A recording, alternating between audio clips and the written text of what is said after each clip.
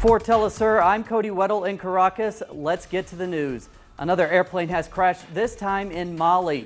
The Swiftair flight was bound from Burkina Faso to Algiers. It disappeared from the radar in a sandstorm. Nearly half of the 110 passengers were French.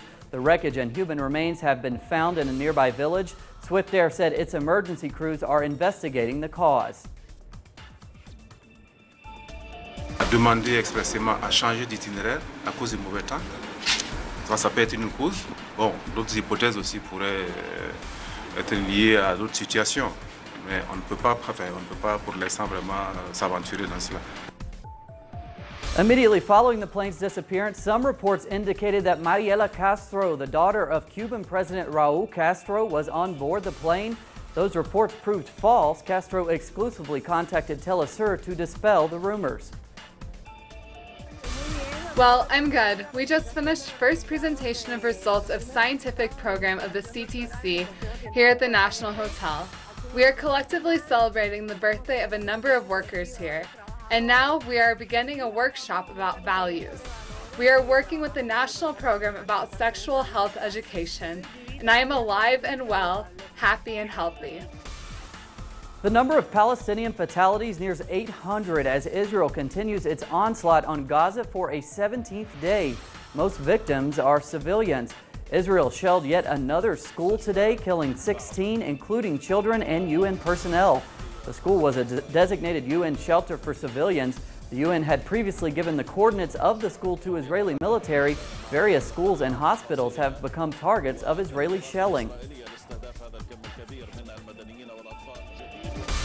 Al Fakhura school was attacked in the last war in the Gaza City, and also they have attacked also many other schools, Al Amiriya, United Nations shelters. So there are no safe place. Even shelters are attacked by Israelis. They have no red lines. They have no humanity.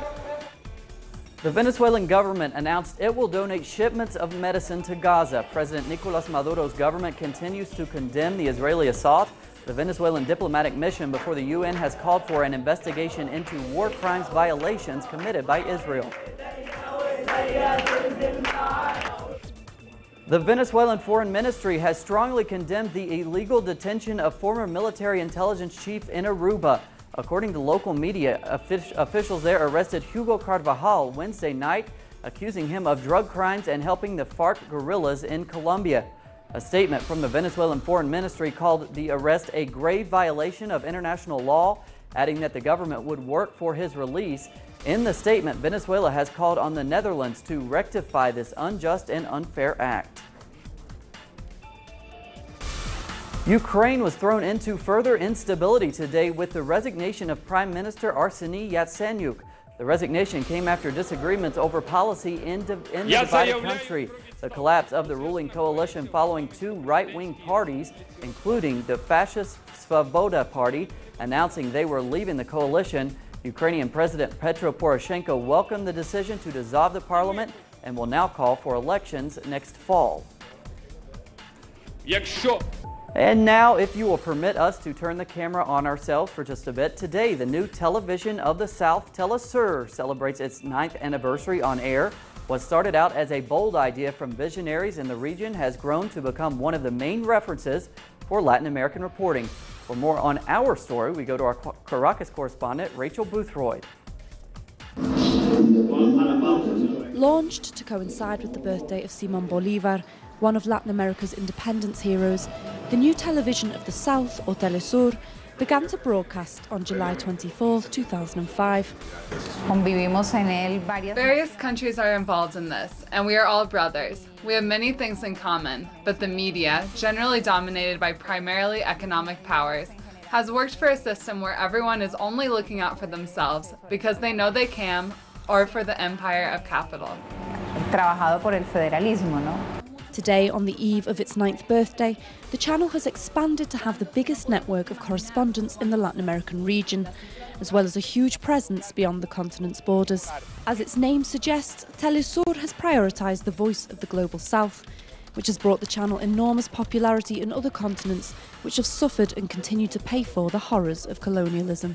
We are in the Democratic Republic of Congo in Africa, looking for local and direct information sources, to not permit having a representative controlled by the great powers that are very present in Africa. Its commitment to representing voices in the South has often led the channel to expose stories which were deliberately covered up or manipulated by the mainstream media. From there comes the importance of covering what we are doing in the war in Syria to counter the manipulation of Western mediatic control that has affected this Arab country that has worked to justify a foreign military intervention. The channel has often been a solitary voice in the face of injustice.